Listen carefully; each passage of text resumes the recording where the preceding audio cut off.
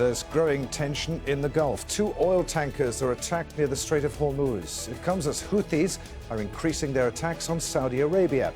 Can this tension be contained, or could it spiral out of control? This is Inside Story.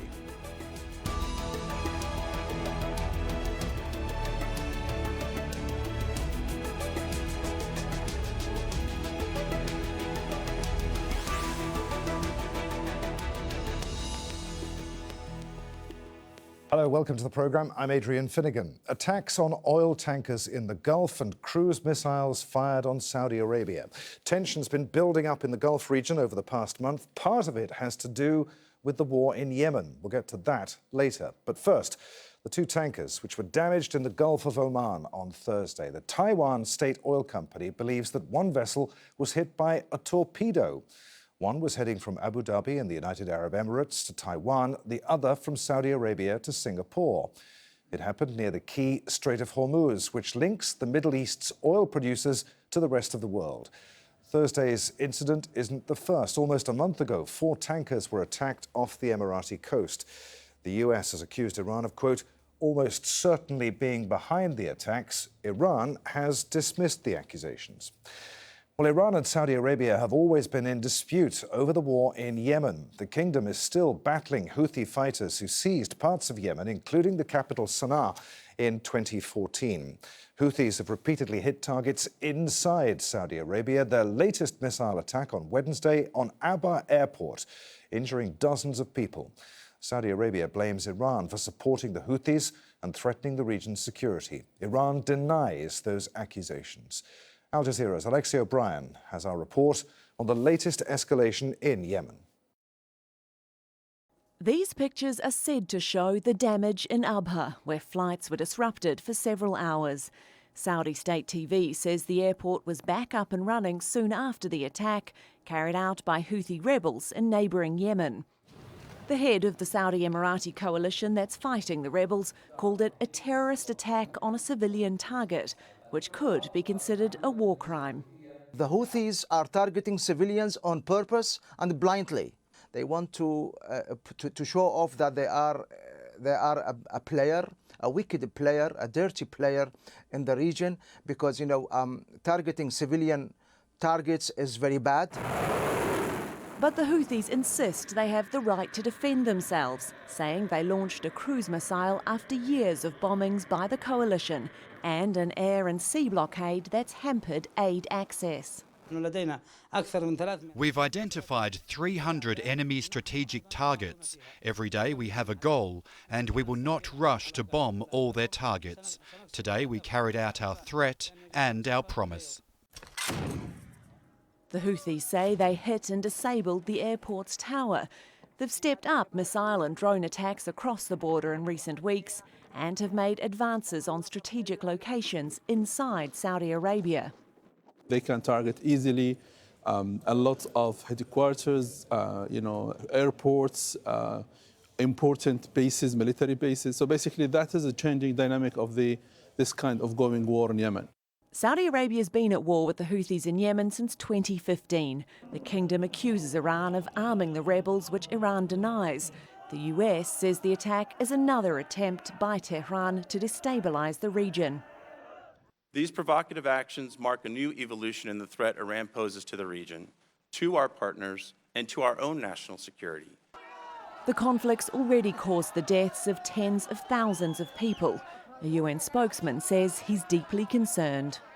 We urge all parties to prevent any such further incidents, which risk escalating the current situation, pose a serious threat to the national and regional security, and undermine the UN-led political process. But the Saudis are already promising stern action, with the Houthis reporting bombing in civilian areas. Alexei O'Brien, Al Jazeera.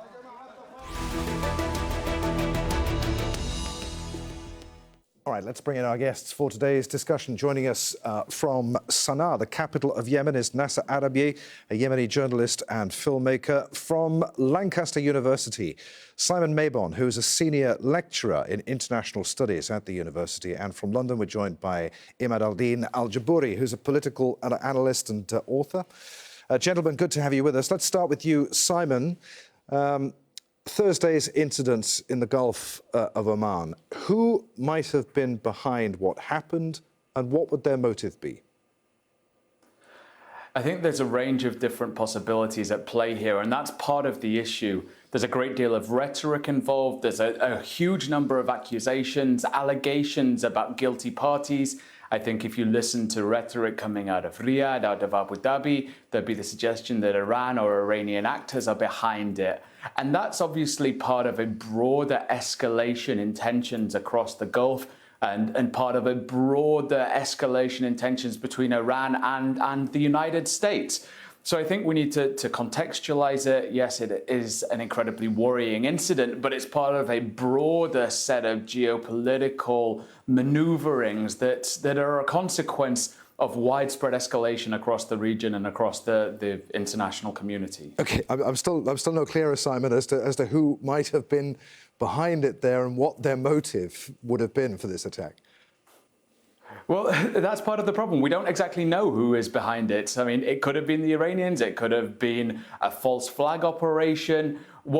We don't know who is behind it directly, and as a consequence, we don't know exactly what their motives are. But what it seems to me is that it's a consequence of these broader tensions, these broader escalations. And that would seem to suggest, if we accept that that is true, that it's a consequence of these factors, then the attack is either a response to tensions or an attempt to increase tensions. And either way, it's a worrying sign, I think, for regional security and regional stability. Imad al-Din al-Jabouri in London. Why would Iran or anyone under its influence undertake such a brazen action when tension is so high in the region and right under the noses of a US task force? Obviously, after 1 year from the sanctions, the American sanctions, the economic sanctions against Iranian regime, obviously it is biting really, really hard. The people inside of Iran, they are moving, they are protesting, they are not happy with the regime, and the regime is still careless about their people. So furthermore, they want to find any way which is close to the war solution. Why? Because they believe that they can make the inside of Iranian to make them behind the government, which is what's happened this morning related to what's happened yesterday when they fired missiles, cruise missiles to the Abha airport, and what's happened last month with attacking 4 ships. So obviously all of this logically related to the Iranian regime because they are useful from this effect. Hang on a minute. So you're saying that Iran would intentionally escalate the tension, push further towards military action and risk a war? That's right, because it seems to me, logically, they push to that way because there are many ways to solve this conflict, to solve any problem. But for the Iranian regime, they have a sectarian project in the Arab world. So obviously, they don't want to pull back. They don't want to withdraw from 4 Arab countries that are under their control. So this cannot solve it out by peaceful, at least by military solution. Otherwise, you cannot. For the Iranian regime, they do believe that any kind of the clash, it is for their side. Yeah, for the American, obviously they don't believe there is an attack from the American side. Furthermore, for the Arab people, which is led by the Saudi Arabia, there is not in mind to have any attack for the Iranian because they are so far to them in control of 4 Arab countries. They believe that they cannot withdraw in peaceful way. So in the end of the day, it must be clash. Otherwise, they don't. To them, just they attach these things, attack here, attack there, to see or read the reaction from the Western side plus from the Arabic Gulf side. Okay, Nasser Arabi, what do you make of what you heard just there? Who do you think is responsible for Thursday's attacks in the Gulf? Do Yemen's Houthi rebels have the ability to attack vessels in the Gulf, and would they? Well, for the attacks in the Gulf, we in Yemen do not care about these things at all. We don't care because we have been under bombings, under Saudi Emirati bombings for 5 years. Saudis and Emiratis have been killing and destroying Yemen mercilessly. So we don't care who's now attacking in the Gulf, because we are very busy. We are very preoccupied with our atrocities, with the war crimes being committed day and night by Saudis and Emiratis on Yemenis. So what we can say now, what I can answer if you ask me is how could you or how would you defend yourself? And I would answer at the time that we would defend ourselves, because Yemenis would defend ourselves, because now after 5 years of killing and destroying and blockading the country and starving the people, so we are now, Yemenis are defending themselves now by doing the same in the Saudi Arabia and in the United Arab Emirates. Yeah, Nasser, I mean, Saudi Arabia, or rather the Houthis, have admitted responsibility for the missile attack on Abha airport on Wednesday. But a Houthi spokesman warned that there would be further, in inverted commas, surprises in coming days. I mean, why not the incidents in the Gulf of Oman on Thursday as perhaps one of those surprises, to ratchet up the tension, to focus attention on what's happening in Yemen? Yes, thank you very much for this question. Yes, Yemenis would not attack anyone. Yemenis would attack the one who attacks them. So now, yes, Yemenis declared clearly that they have 300 targets inside the mainland of Saudi Arabia and inside the mainland of United Arab Emirates, not in Iran, not in the Omani Sea, not in any other places. So Yemenis now would focus on these things because they are defending themselves. They don't want to open war with anyone. They don't want to open war with the region. They don't want to open war with the United States. No, but what they want is to defend themselves, because now Saudis and Emiratis are, as I told you, today, for example, the Saudi airplanes came over Sana'a and they carried out more than 20 airstrikes in places that they were hit many times, repeatedly, over and over again, time and time again. Why? Because they wanted to say, we are still striking, we are still killing and destroying you. So what matters to Yemenis most is to defend themselves against Saudis and Emiratis, not anyone else.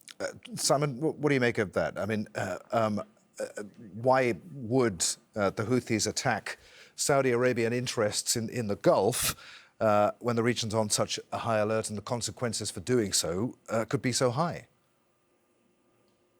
I think just before I get to that, I think what we've heard so far from the other two guests demonstrates the complexity of what's going on, demonstrates that it's not entirely clear what's happening, about who's involved, but that there are a range of different agendas at play, a range of different fears, a range of different aspirations, and a range of different strategies that these groups are potentially working towards, each with their own grievances, each with their own concerns.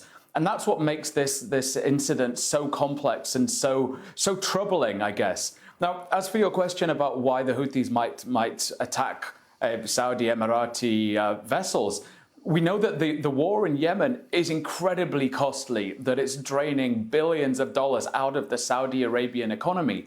And there's a clear asymmetry in terms of power. The Saudi Emirati-led coalition has planes, it has the capacity to exert huge losses on the Houthis and huge destruction on parts of Yemen.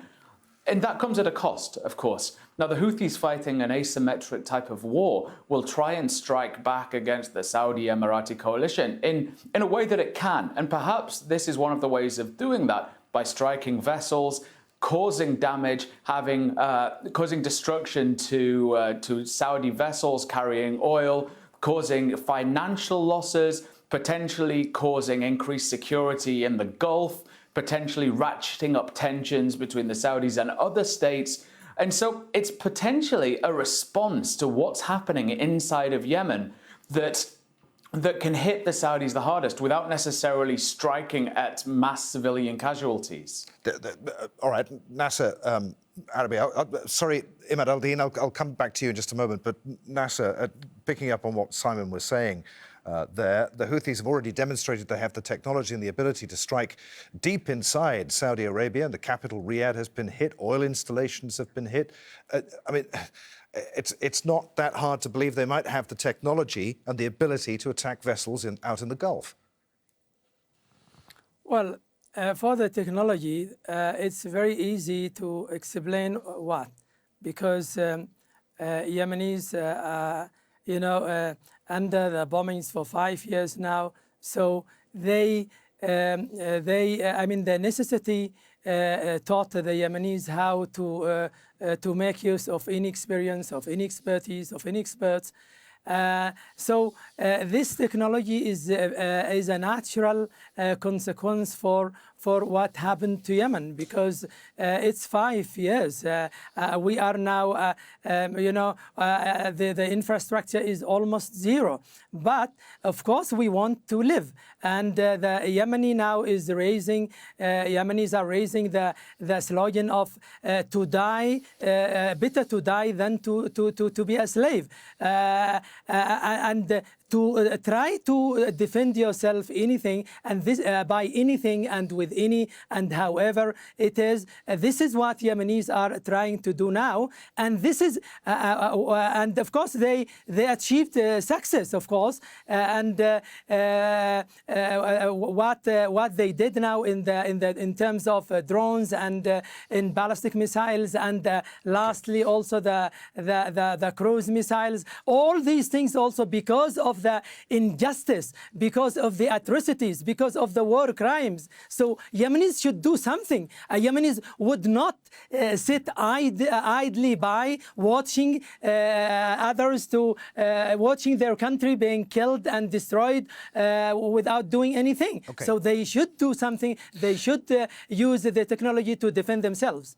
Imad al-Din, how do you answer that? The Houthis are fighting back against injustice, atrocities, and war crimes. Well, obviously, when we talk about the Yemenis, we have to know first there is a legitimate government supported by the Arab coalition led by Saudi Arabia, and illegitimate forces, which is the Houthi rebellion.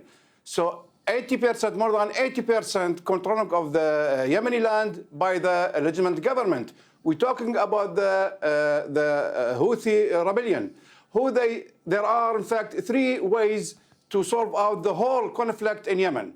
A, the Security Council resolution, especially 2216 and 2231, and there is a Gulf initiative, plus the National Conference inside of Yemen, which is the Houthi was part of them and accepted. So far, for the legitimate government and the Arab coalition, they accept it. But for the rebellion, they don't. So this is the problem. No one can talk, I mean, for the Houthi, cannot talk by the whole Yemeni people. The Houthi, the rebellion, part of the Iranian sectarian project in these 4 Arab countries. Okay.